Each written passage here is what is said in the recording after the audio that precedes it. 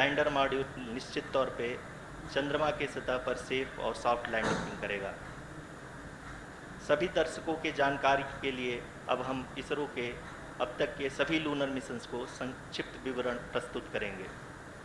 जी हाँ, इसरो का पहला मून मिशन चंद्रयान-1 अक्टूबर 2008 में PSLV रॉकेट के द्वारा सफलतापूर्वक प्रक्षेपित किया गया था। चंद्रयान-1 ने चंद्रमा के सतह पर पानी की खोज करके पहले ही इतिहास रच चुका है। यही कारण है कि आजकल विश्व के तमाम अंतरिक्ष वैज्ञानिक और स्पेस एजेंसियां चंद्रमा को और करीब से जानने के लिए उत्सुक दिख रही हैं। अगर हम बात करें चंद्रयान-2 की, जो इसरो का दूसरा मिशन है, जुलाई 2019 में इसरो के सबसे ताकतवर रॉकेट LVM-3 द्वारा सफलतापूर्वक प्रक्षेपित किया गया था। और आज भी लगभग 4 साल बाद यह चंद्रमा के 100 किलोमीटर के सर्कुलर ऑर्बिट में घूमते हुए बहुत ही उत्तम क्वालिटी का डेटा प्रदान कर रहा है। मिशन के प्रारंभ में इसकी आयु 1 साल निर्धारित की गई थी, परंतु LVM-3 द्वारा बहुत ही सटीक इंजेक्शन और मिशन मैनेजमेंट की वजह से चंद्रयान-2 काफ़ी लंबे समय तक कार्यरत रहेगा। अब तक चंद्रयान-2 चंद्रमा के लगभग सभी भागों का चित्र ले चुका है।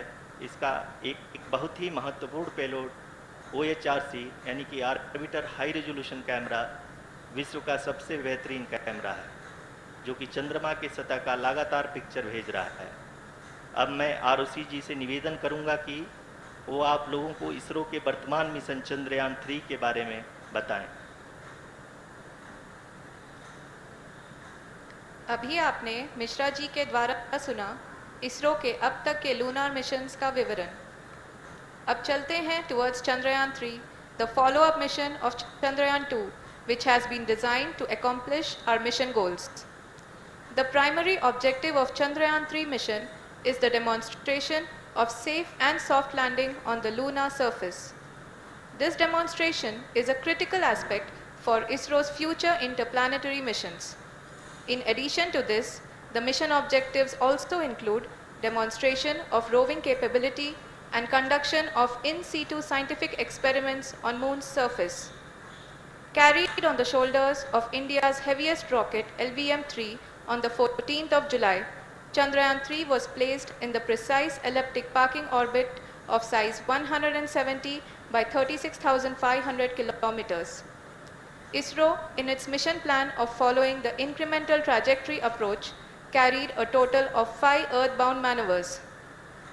The fifth apogee raising maneuver, which took place on the 25th of July, placed the spacecraft in an orbit of 250 by 1,27,000 kilometers.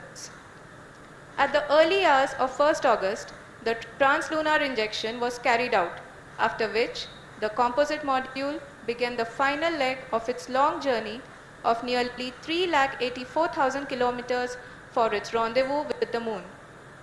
The TLI was a key step in the mission, enabling the spacecraft to escape Earth's gravitational pull and travel to the Moon. An orbit of 288 by 3,69,328 kilometers was achieved at the end of the translunar injection.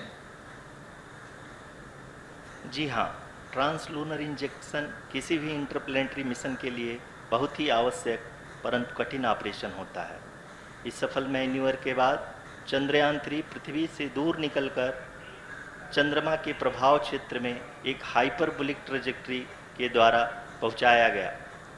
पुनः 5 अगस्त 2023 को lunar orbit insertion के द्वारा चंद्रयान-3 को 160 kilometre के पेरिलून और 18,000 kilometre के अपोलून के साथ चंद्रमा के इलिप्टिकल ऑर्बिट में स्थापित कर दिया गया। TLI के तरह LOI भी एक बहुत जटिल ऑपरेशन होता है। इसमें हमें यह ध्यान देना आवश्यक होता है कि उपग्रह के वेगमान को एक निश्चित बिंदु से घटाया जा सके, अन्यथा उपग्रह चंद्रमा के प्रभाव क्षेत्र से बाहर निकल जाएगा। LOI के सफलतापूर्वक परिचालन के बाद चंद्रयान-3 की कक्षा को 4 बार और परिवर्तित किया गया। इस दौरान चंद्रमा की अधिकतम ऊंचाई को घटाकर 160 किलोमीटर कर दिया गया। इस पूरी प्रक्रिया में प्रपल्सन मॉड्यूल का लगभग 755 किलोग्राम ईंधन का उपयोग हुआ और चंद्रयान-3 3 के वेग मान को लगभग 850 मीटर प्रति सेकंड कम कर दिया गया। लैंडर मॉड्यूल को लगभग 150 किलोमीटर के सर्कुलर ऑर्बिट में स्थापित करने के बाद 17 अगस्त 2023 को प्रोपल्शन मॉड्यूल से अलग कर दिया गया। पुनः लैंडर मॉडल के ऑर्बिट को 2 डीबूस्ट मैन्यूवर्स के द्वारा 150 किलोमीटर के सर्कुलर ऑर्बिट से घटाकर 25 गुणे 130 किलोमीटर के एलिप्टिकल ऑर्बिट में स्थापित कर दिया गया। इस दौरान यह भी सुनिश्चित कर दिया गया कि 800 न्यूटन के चारों थ्रोटल थ्रस्टर्स पावर डिसेंट के समय किसी भी चुनौती का सामना कर सकें।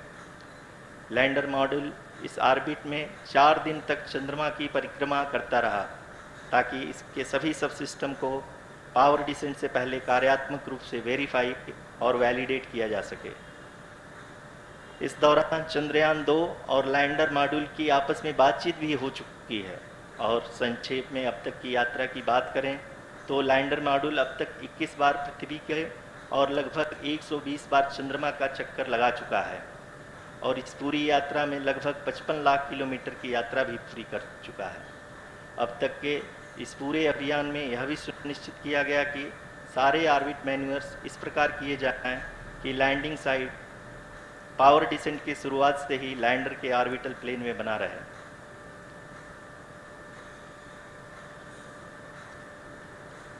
It further that is true indeed. We have arrived at the crucial juncture wherein the orbit plane contains the desired landing site at the start of powered descent. We are also happy to announce that live images from the Chandrayaan-3 lander imager camera is being received continuously. The demonstration of soft landing on the moon's surface is no ordinary feat due to the innumerable challenges and complexities involved. The lander velocity has to be killed from nearly 6,048 kilometers per hour without any aid from the thin and tenuous moon's atmosphere. The lunar dust at the time of landing and the craters and boulders scattered over the moon's surface make it further complicated to achieve this. The new and improved Chandrayaan-3 design has been built after envisaging all the scenarios which the lander module can encounter. With several software improvements, provision for full level redundancies, a plethora of special tests, namely the integrated hot test, integrated cold test, and lander leg drop tests were carried out for the lander module. The success of these tests has provided great confidence in the performance of all the onboard sensors, propulsion system, and associated guidance, control, and navigation algorithms. The key findings during the tests have been able to improve the overall system performance. The largely unexplored south pole of the moon has been chosen as the intended landing site since there is a possibility of finding ice and other minerals which would be vital resources for future explorers. Apart from continuing investigations pioneered by Chandrayaan-1 and Chandrayaan-2, the Chandrayaan-3 mission will also provide invaluable data to the science community around the world. Let us give our viewers a glimpse on the configuration of Chandrayaan-3 mission.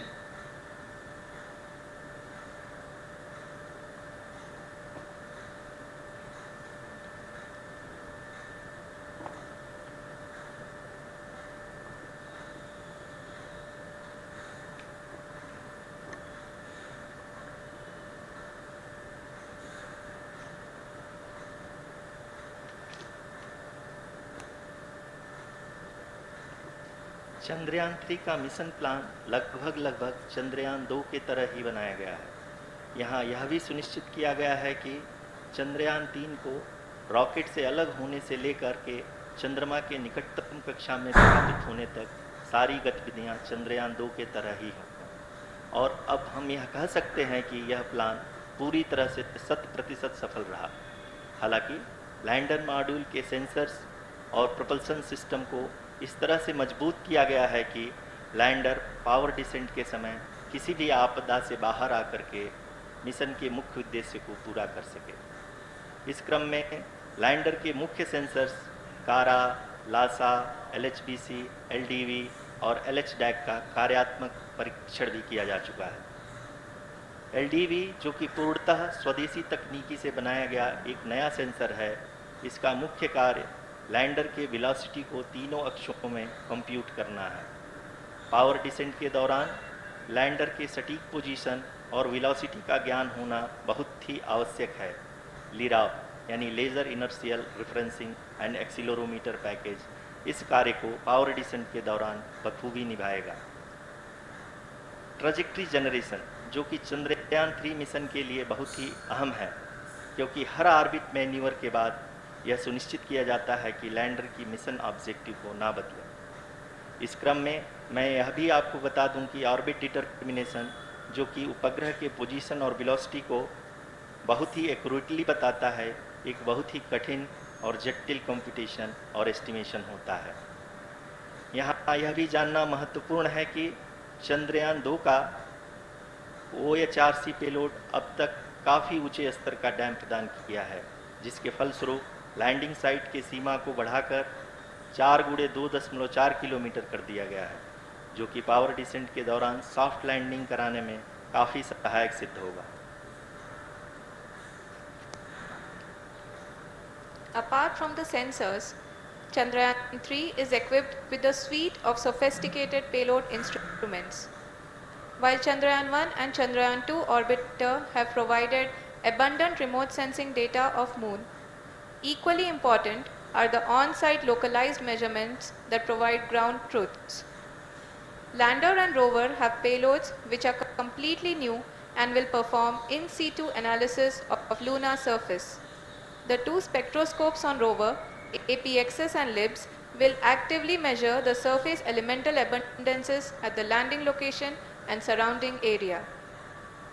The lander carries a seismometer ILSA that can sense impact events and lunar quakes. The thermal probe CHAST will measure the temperature profile and thermal conductivity of Moon's regolith.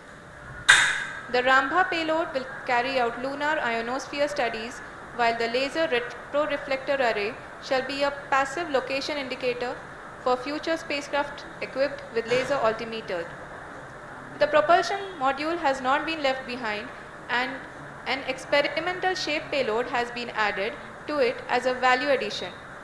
It will help in understanding the nature and characteristics of water-rich planets and will also aid in the future study of potentially habitable exoplanets.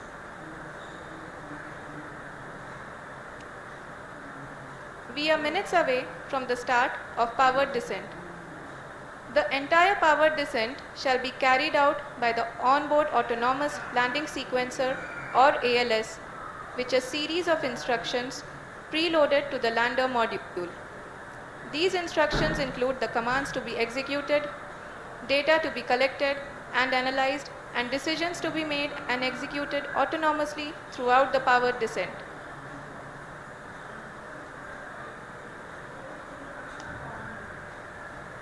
जी हाँ, अब हम power descent के बहुत ही करीब आ चुके हैं। हम आपको बताते चलें कि पावर डिसेंट को कुल 4 चरणों में बांटा गया है। सबसे पहले आता है रफ ब्रेकिंग फेज, जिसमें लैंडर की ऊंचाई को चंद्रमा की सतह से 30 किलोमीटर से घटाकर 7.4 किलोमीटर कर दिया जाएगा। इस पूरी प्रक्रिया को पूरा करने में लगभग 11.5 मिनट लगेगा और इसका समानांतर वेग 1680 मीटर प्रति सेकंड से घटाकर 358 मीटर प्रति सेकंड हो जाएगा। We have continuous flow of lander telemetry data from ISRO's Deep Space Network IDSN-32 located in Belalu, Bengaluru. The data is being acquired real-time by station and is flown to the Mission Operation Complex through our communication links. In addition to it, we also have support from ESA and JPL DSN stations. There will be no ground intervention once the ALS takes charge. The preparation for today's event had started 48 hours before, wherein various pre-selections and uplinking of parameters for the autonomous landing sequence were carried out. The whole descent is divided into 4 phases: the rough braking phase, the attitude hold phase, fine braking phase, and the local navigation phase or the terminal descent phase.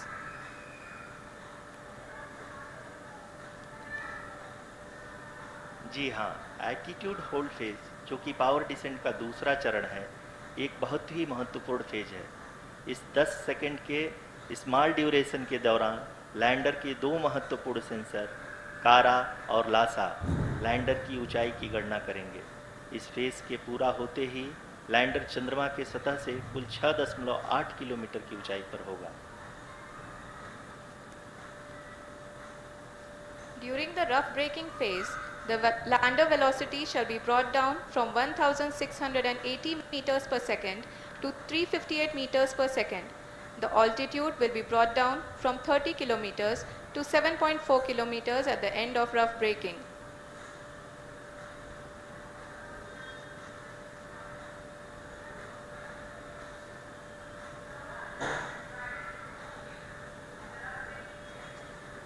Currently, we can see the scientists are analyzing the lander data.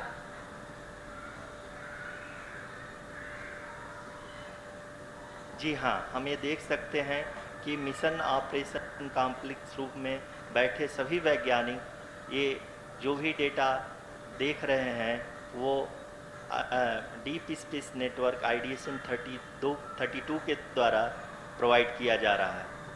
और अगर हम अब बात करें power descent के तीसरे चरण का, जो कि फाइन ब्रेकिंग फेज होगा, जिसमें लैंडिंग साइट से जस्ट 800 मीटर की ऊंचाई पर वर्टिकली होगा।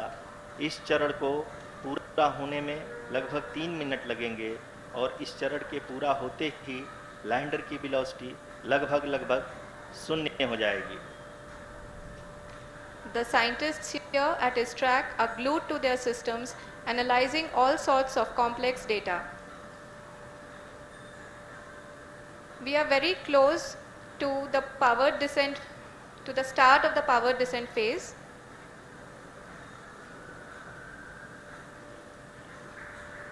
जी हाँ, अगर हम अब बात करें पावर डिसेंट के चौथे और अंतिम चरण का, जो कि लोकल नेविगेशन फेज या टर्मिनल डिसेंट फेज भी कहा जाता है, इस दौरान लैंडर के 2 इंजन बंद कर दिए जाएंगे और लैंडर के सेंसरों द्वारा इसके हाइट और वेलोसिटी की गणना इनर्शियल नेविगेशन को भेज दिया जाएगा। इस दौरान लैंडर 150 मीटर की ऊंचाई को प्राप्त करने के बाद कुल 131 सेकंड लगाएगा। इस पड़ाव पे आने के बाद पुनः लैंडर 22 सेकंड के लिए हवरिंग करेगा।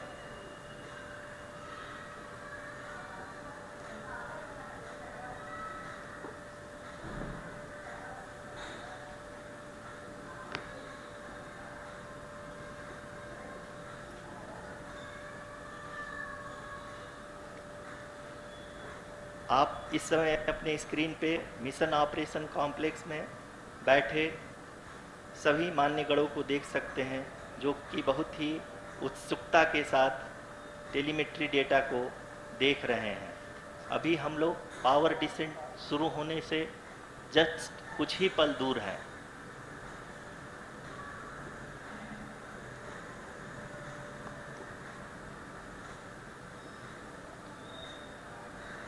पावर डिसेंट शुरू होने में लगभग 30 सेकंड ही बचा है और हमको ये सारे data mission operation complex room में आईडीएसएन 32 के द्वारा, जो कि लगातार लैंडर के कनेक्शन में बना हुआ है, प्रदान कर रहा है।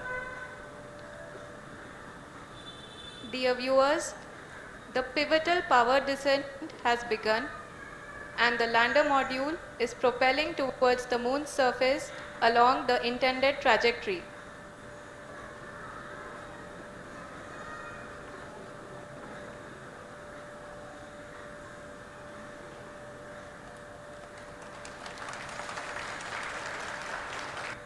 जी हाँ, अब हम देख सकते हैं रफ ब्रेकिंग फेज की शुरुआत हो चुकी है।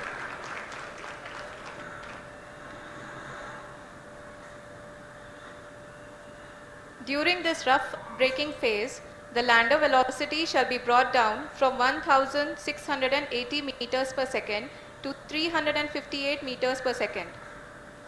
The altitude will be brought down from 30 kilometers to 7.4 kilometers at the end of rough braking. All this in the duration of 690 seconds or 11.5 minutes. Currently, the Laser Inertial Reference and Accelerometer package (LIRAP) is aiding in the navigation. जी हाँ, अभी आप अपनी screen पे देख सकते हैं कि lander अब तक कुल 191 किलोमीटर हॉरिजेंटल दिशा में चल चुका है और अभी तक इसकी वेलोसिटी लगभग 31 किलोमीटर बनी हुई है।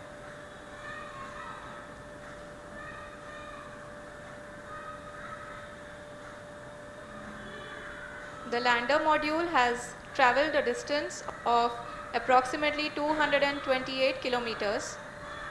The complete downrange that will be traveled during this phase shall be nearly 713.5 kilometers.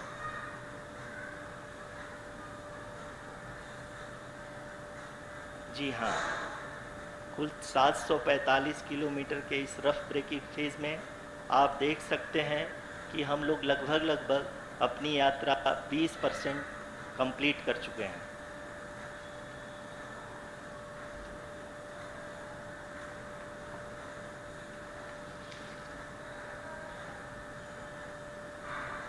Power descent की यह शुरुआत हम कह सकते हैं कि बहुत ही सटीक और सधी हुई है, जिसमें लैंडर अपने वेगमान को अनुमानित तरीके से घटा रहा है।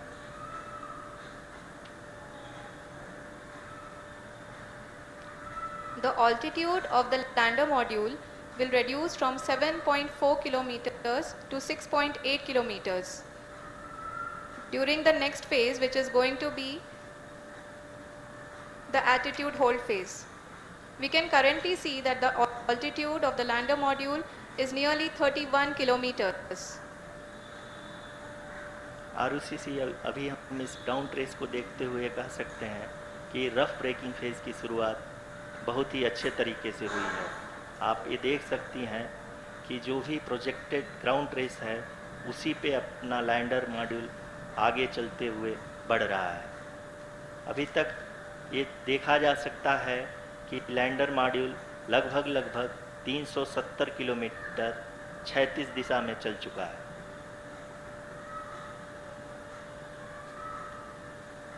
The mission operations team is analyzing the data. We can all see the seriousness and the concentration with which each and every parameter of the lander module is being analyzed. The performance so far seems to be nominal. जी आरुषि, चूँकि ALS activate किया जा चुका है इसलिए ground से कोई commanding नहीं की जा रही है। इस दौरान आपके स्क्रीन पे सारे डेटा इसरो के डीप स्पेस नेटवर्क से रियल टाइम में आ रहे हैं। इस मिशन में सेकेंड और थर्ड ऑर्डर गाइडेंस पॉलिनोमियल का प्रयोग हुआ है, जो कि इनर्शियल थ्रस्ट और एंगल के हमेशा सुनिश्चित करेगा। During the entire descent, there is no ground intervention as the ALS has taken charge. The preparation for today's event had started nearly 48 hours before, wherein various pre-selections and uplinking of parameters were done. We can see that the vertical velocity of the lander module has been brought down. It is continuously coming down. And the ALS had already been initiated 1 hour before the scheduled time of the power descent start.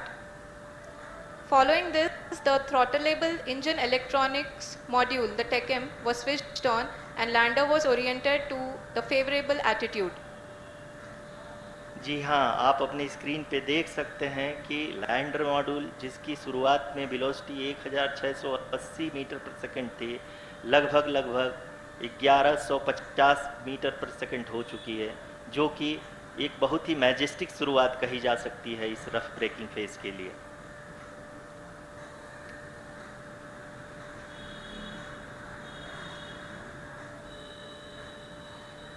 यहाँ पे मैं आपको ये भी बताते चलूँ कि आप अपने स्क्रीन पे देख सकते हैं कि द लैंडर मॉड्यूल का आल्टीट्यूड धीरे धीरे अब कम होता हुआ दिख रहा है, और जो कि एक्सपेक्टेड भी है। अभी हम बात करें करंट आल्टीट्यूड की, तो जो कि 28.6 किलोमीटर के आसपास है।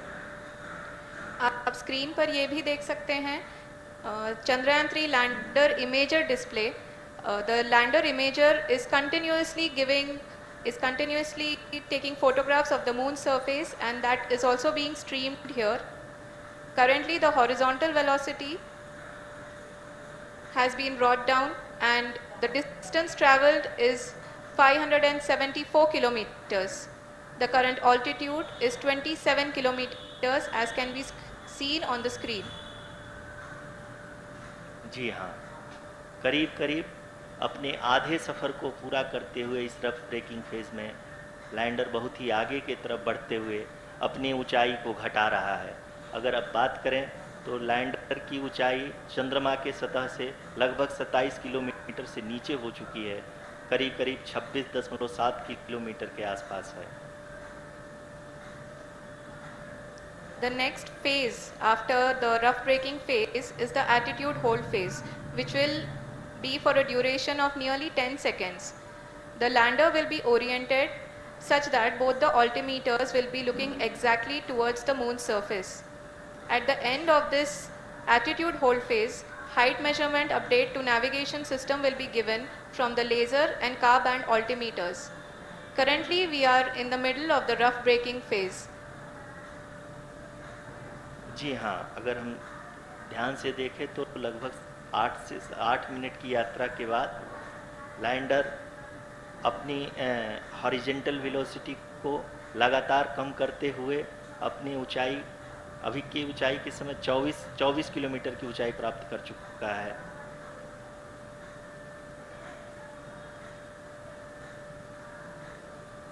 अब तक के आंकड़े को देखते हुए हम कह सकते हैं कि लैंडिंग पूरी तरह से नॉमिनल है।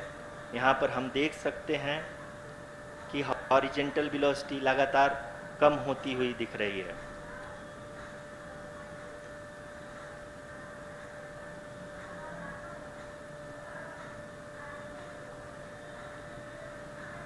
The altitude of lander from ground is currently 22 kilometer, which is again going to be coming down, and that is expected.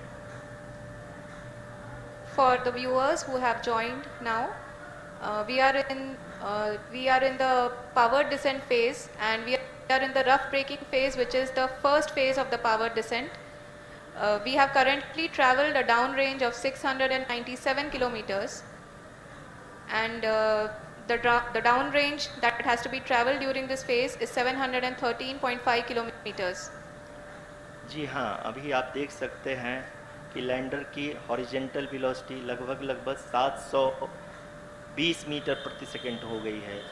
लगभग हम ये कह सकते हैं कि 900 मीटर प्रति सेकंड वेलोसिटी को कम किया जा चुका है।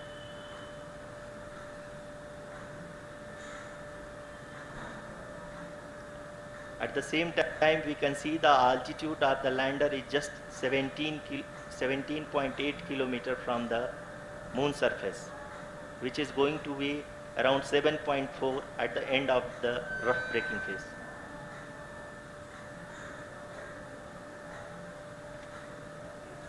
इस फेज के बाद हम जाएंगे towards the attitude hold phase,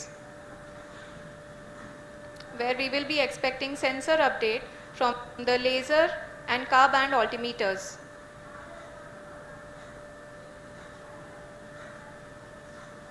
We can see the visualization of the lander module moving towards the moon's surface. The current altitude is nearly 15.2 kilometers and the distance traveled is 754 kilometers. We can also see the image that the lander imager camera has been providing. जी हाँ, इस rough breaking phase के दौरान 800 Newton के चारों throttle engine अपने कार्य को पूरी तरह से अंजाम दे रहे हैं और लैंडर के हॉरिजॉन्टल वेलोसिटी को लगातार कम कर रहे हैं। अब तक लैंडर लगभग अपने 75 से 80% की यात्रा को पूरा कर चुका है।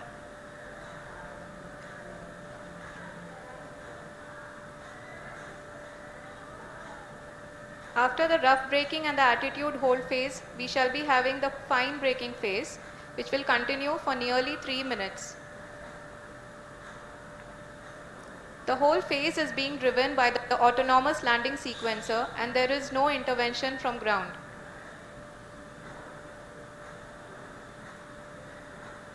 जी हाँ आरुषि, अभी आप अपनी स्क्रीन पे देख सकती हैं कि जो करंट आल्टीट्यूड है चंद्रमा के सतह से लगभग 10 किलोमीटर के आसपास है।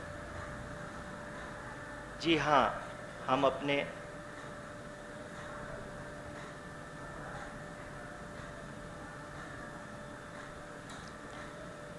जी हाँ, हमारे प्रधानमंत्री जी श्री नरेंद्र मोदी जी हम सभी का उत्साहवर्धन करने के लिए दक्षिणी अफ्रीका के जोहानसबर्ग से जुड़ गए हैं।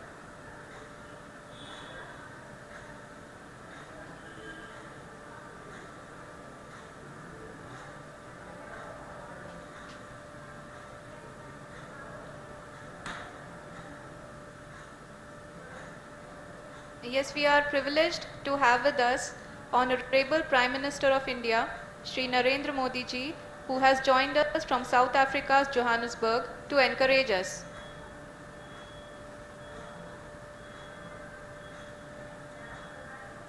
जी हाँ, आप ये देख सकते हैं एल्टीट्यूड होल्ड फेस भी बहुत ही आसानी से लैंडर फेस ने पार कर लिया है और अब फाइन ब्रेकिंग की शुरुआत हो चुकी है। अभी हम ये देख सकते हैं कि लैंडर की ऊंचाई लगभग 5.6 किलोमीटर है, जो कि इस फेज के उपरांत लगभग 800 मीटर हो जाएगी।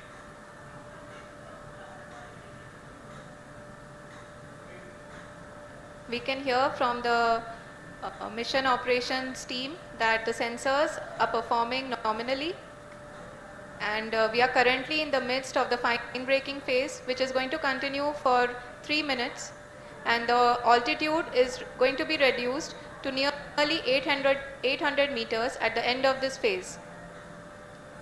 जी हाँ, जैसा कि आरुषि जी ने बताया कि लगभग 3 मिनट के उपरांत लैंडर की हाइट लगभग 800 मीटर वर्टिकली होगी और यहाँ पे लैंडर की horizontal velocity, vertical velocity, even down range भी लगभग शून्य होगा।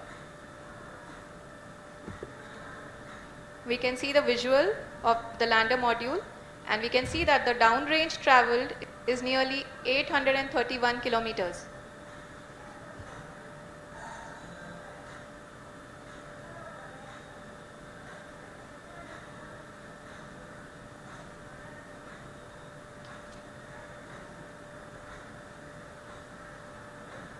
जी हाँ, आप अपनी स्क्रीन पे देख सकते हैं कि लैंडर की ऊंचाई अब चंद्रमा की सतह से लगभग 3 किलोमीटर से कम हो चुकी है।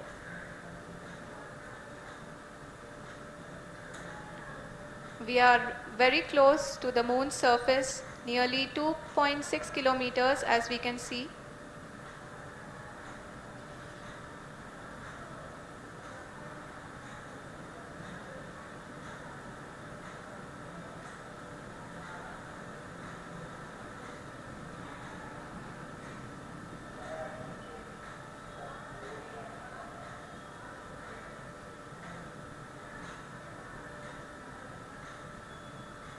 जी हाँ, अभी आप देख सकते हैं कि लैंडर की ऊंचाई लगभग 1 किलोमीटर के आसपास है।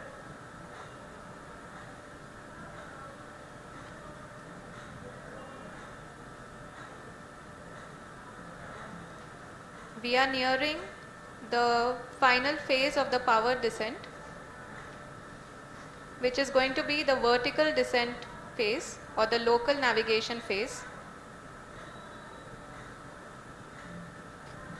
जी हाँ, अब हम फाइन ब्रेकिंग वेज के एकदम करीब आ चुके हैं। हाँ, आप तालियों के गड़गड़ाहट से सुन सकते हैं कि हम लोगों ने तीसरे चरण को भी बहुत ही सफलतापूर्वक हासिल कर लिया है और अभी हम वर्टिकल डिसेंट फेज में आ चुके हैं, जिसकी शुरुआत भी बहुत ही अच्छे ढंग से हो चुकी है।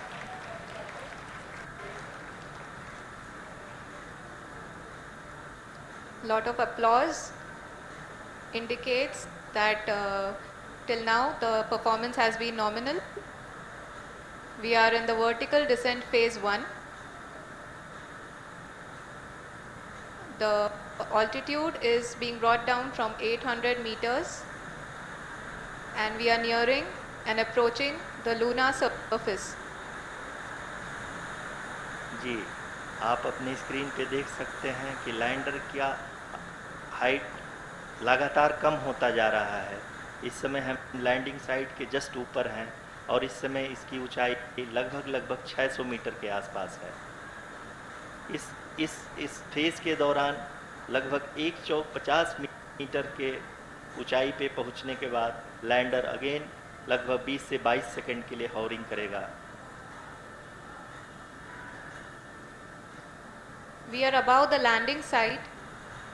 The horizontal as well as the vertical velocity is now being constantly reduced and the lander module has begun its descent towards the landing site.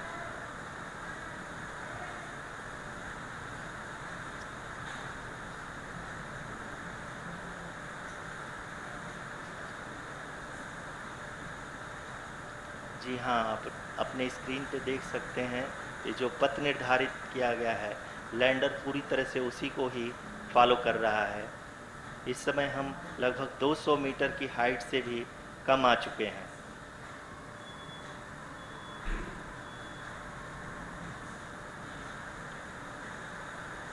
अब हम ये देख सकते हैं कि हम लगभग 150 मीटर की ऊंचाई पे हैं चंद्रमा के सतह से।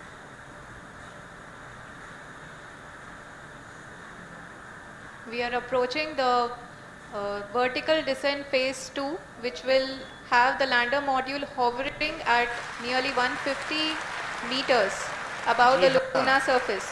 जी हाँ, आप इस तालियों के गड़गड़ाहट को सुन सकते हैं जो कि सेकेंड हाइब्रिड फेज के कंप्लीट होने के बाद इन सारे वैज्ञानिकों के द्वारा की जा रही है।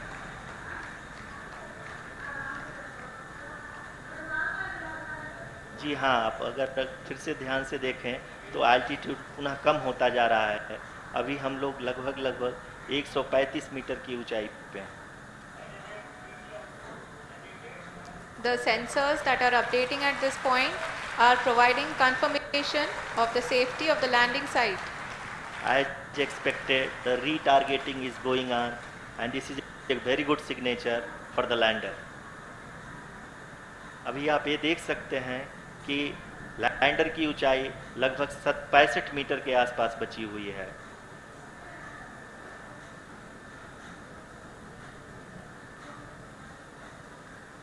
Currently only 2 engines are now being fired and we are nearly at zero velocity, vertical and horizontal. We were hovering and now we are approaching the moon's surface. धीरे धीरे लैंडर की वेगमान को कम किया जा रहा है और हम अब लगभग 50 मीटर से भी कम आ चुके हैं। We can see the Honorable Prime Minister, Shri Narendra Modi ji, who is here to encourage us and he is critically looking at the visuals.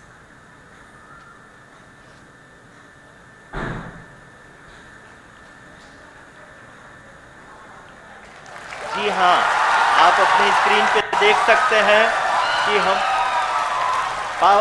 Lander module People are applauding. Let lander us all wait to hear from the Secretary Department of Space and Chairman ISRO, Shri S. Somnath. Lander module पूरी तरह से safely और softly चंद्रमा के सतह पे land हो चुका है। ये हम लोगों के लिए बहुत ही गर्व की बात है। हिंदी में एक कहावत है कि चंदा मामा दूर के, लेकिन अब हम ये कह सकते हैं कि चंदा मामा अपने घर के। बहुत ही उम्दा। The hard work of the entire ISRO community has come to fruition.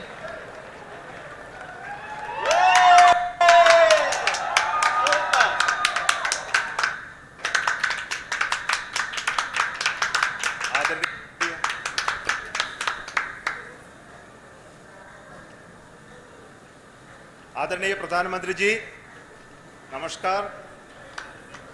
Sir, we have achieved soft landing on the moon. India is on the moon. Sir, I request our Honorable Prime Minister to address us and bless us. Thank you, sir.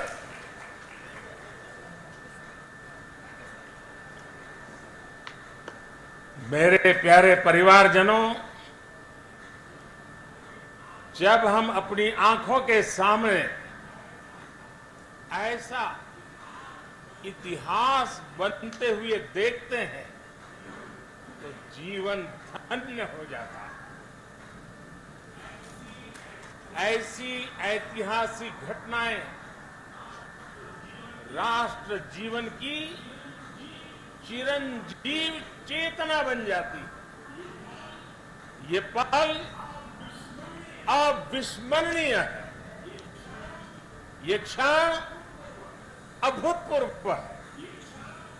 ये क्षण विकसित भारत के शंखनाद का है।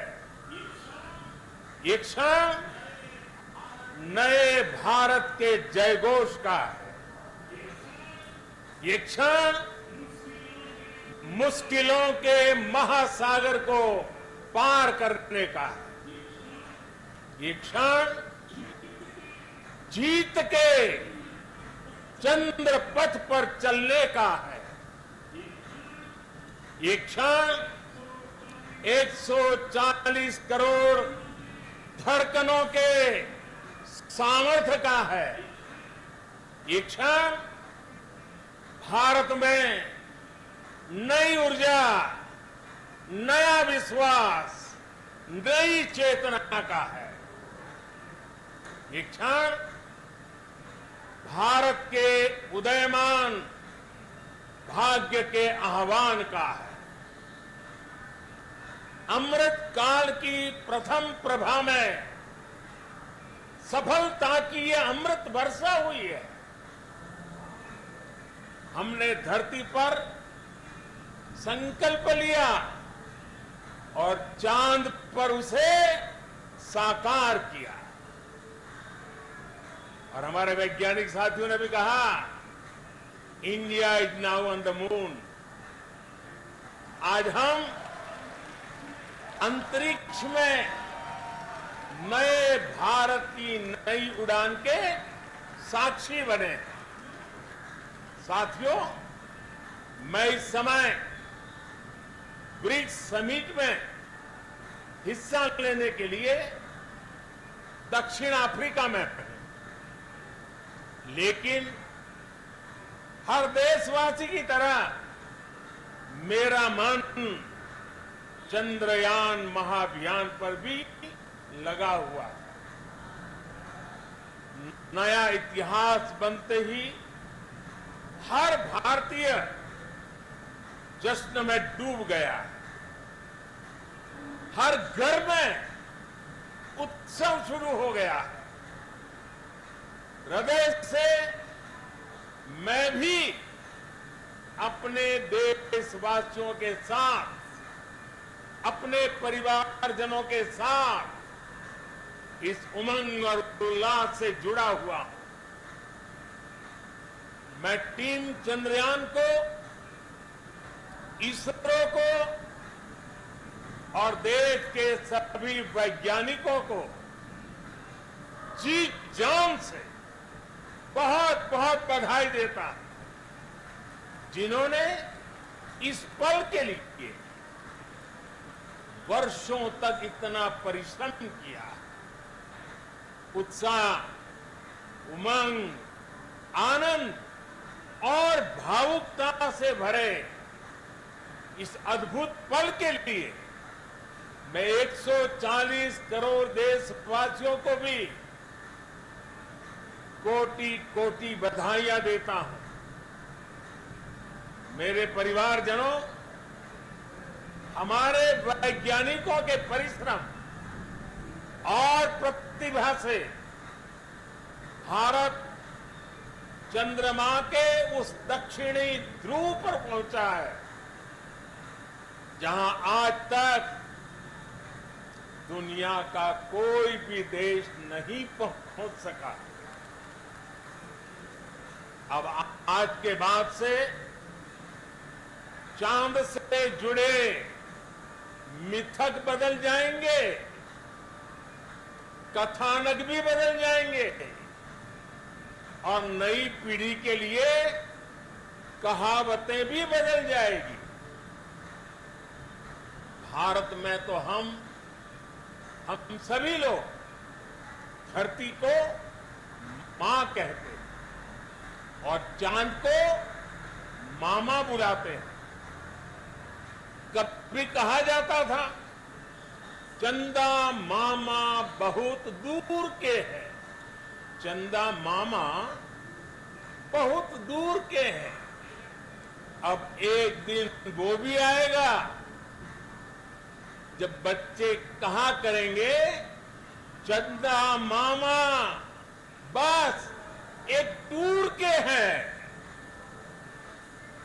Friends, on this joyous occasion, I would like to address all the people of the world, the people of every country and region. India's successful moon mission is not just India's alone. This is a year in which the world is witnessing India's G20 presidency. Our approach of one earth, one family, one future is resonating across the globe. This human-centric approach that we present and that we represent has been welcomed universally. Our moon mission is also based on the same human-centric approach. Therefore, this success belongs to all of humanity, and it will help moon missions by other countries in the future. I am confident that all countries in the world, including those from the global south, are capable of achieving such feats. We can all aspire for the moon and beyond. मेरे परिवारजनों, चंद्रयान ये भी जरूर काम करेंगे। हमने भविष्य के लिए कई बड़े और महत्वाकांक्षी लक्ष्य तय किए हैं। जल्द ही सूर्य के विस्तृत अध्ययन के लिए ISRO Aditya L1 mission launch करने जा रहा। इसके बाद शुक्र भी इसरो के लक्ष्यों में से एक है। गगनयान के जरिए देश अपने पहले ह्यूमन स्पेस फ्लाइट मिशन के लिए भी पूरी तैयारी के साथ जुटा है। भारत बार बार ये साबित कर रहा है कि sky is not the limit. साथियों, साइंस और टेक्नोलॉजी देश के उज्जवल भविष्य का आधार है। इसलिए आज के इस दिन को देश हमेशा हमेशा के लिए याद रखेगा। यह दिन हम सभी को एक उज्जवल भविष्य की ओर बढ़ने के लिए प्रेरित करेगी। ये दिन हमें अपने संकल्पों की सिद्धि का रास्ता दिखाएगा। ये दिन इस बात का प्रतीक है कि हार से सबक लेकर जीत कैसे हासिल की जाती है। एक बार फिर देश के सभी वैज्ञानिकों को बहुत बहुत बधाई और भविष्य के मिशन के लिए ढेरों शुभकामनाएं। बहुत बहुत धन्यवाद।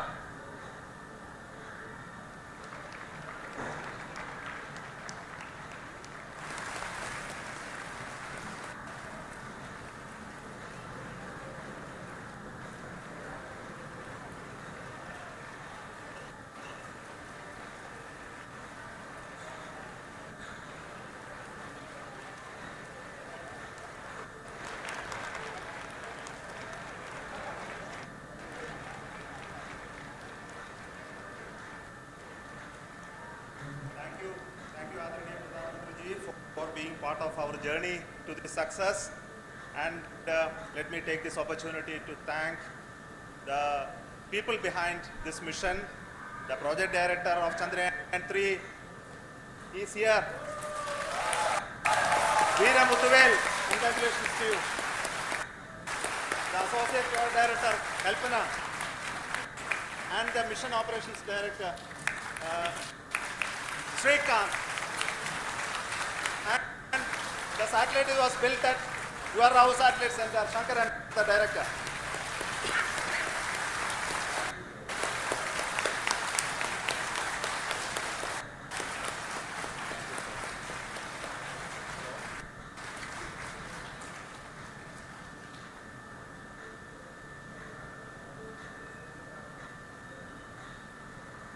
It's a great moment of happiness on behalf of team.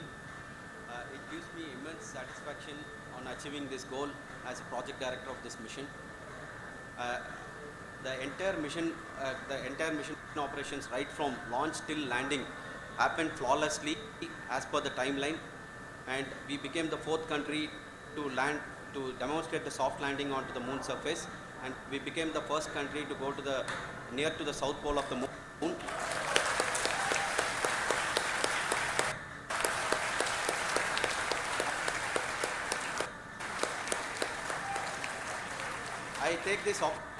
I take this opportunity to thank navigation, guidance and control team, propulsion team, sensors team and all the mainframe subsystems team who have brought success to this mission. I also take the opportunity to thank the Critical Operations Review Committee for thoroughly reviewing the mission operations right from launch till this date. The target was on spot because of the review process. I also thank the ISRO higher management, right from Chairman ISRO, Director URSC and all the center directors and higher ISRO officials. And finally, my thanks to the Chandrayaan 3 project executives spread across the ISRO centers. Thank you.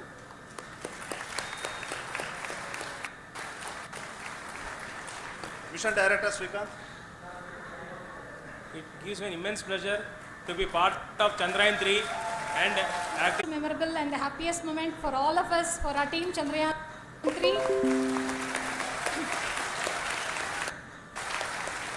We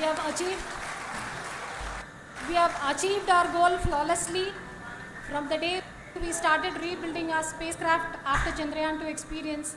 It has been breathe in, breathe out Chandrayaan 3 for our team, and starting from the reconfiguration to all the special tests and the simulations we have conducted meticulously, and this has been possible only because of our immense effort from our Chandrayaan 3 team, and of course with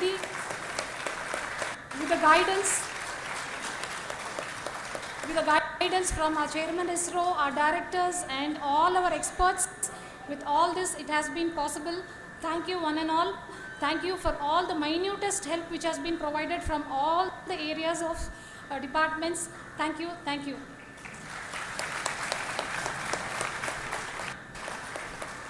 Now, Chandrayaan 3 is a result of the work done by thousands of scientists, engineers, staff and industries and support team across ISRO and other places, other institutions. And Shankaran has been the lead of the center, which integrated all of these efforts in the last so many years. So I request him to speak on behalf of all of you.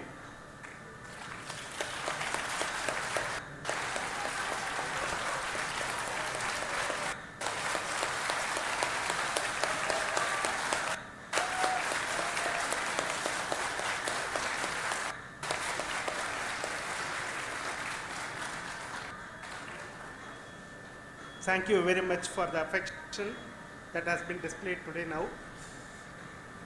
Today, we have achieved what we set out to achieve in 2019. It was delayed by about 4 years, but we have done it. When Chandrayaan 3 was launched,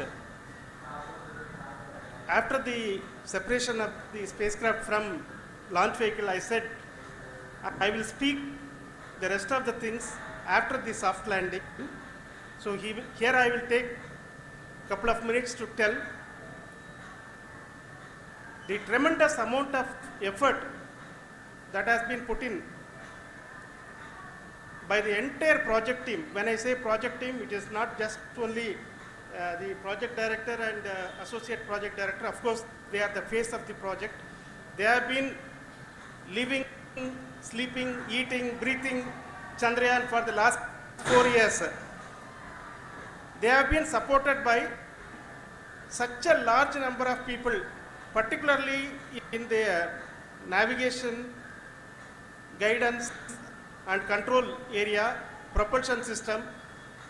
This area, the amount of effort that has been put by people, the number of simulations that have been done, the number of reviews they have gone through, the amount of criticism they faced and overcome that, it is, as a person who has been watching this for the last 4 years along with them, my heart goes out for them. The amount of effort is tremendous. That is what ISRO is all about. That is what our organization has taught us to do. Work on all these activities are going on for few years, and this success today will inspire us and will spur us to take those efforts even more strongly, so that we will make our country proud again and again and again. Thank you very much for every one of you who have directly or indirectly participated in this mission, encouraged us, intentionally or unintentionally helped us in all for every one of you. A big thank you, because even casual remark, an unintended point can help a person who is striving to reach a goal. The person who is making that remark may not have meant it that way, but sometimes it can ignite that's why I said that even unintended help is very, very, very welcome, and we are very, very thankful for that. Thank you, Team ISRO, for supporting all of us. The amount of affection we received when this mission came into this final stage, the number of people who gave us confidence that nothing can go wrong and this is going to be successful. In fact, I was not that much confident, not that they know that we are going to succeed. The people want us to succeed. So thank you very much for everyone for your love and affection. We will continue to do our best and make our flag fly, ISRO's as well as India's flag fly high. Thank you very much.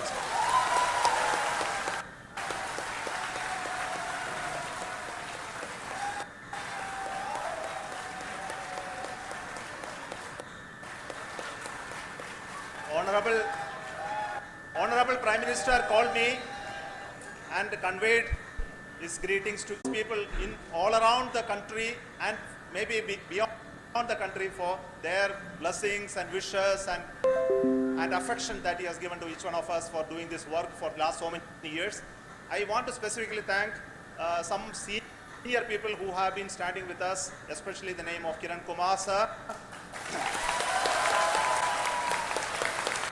And Mr. Kamalakar, lot of communication work with us, and all the team that contributed to building Chandrayaan 1 and Chandrayaan 2 should be remembered and thanked while we celebrate Chandrayaan 3. And this is an incremental progress and definitely a great, huge one it is. And thank you so much for all the support and work that you have done. Thank you.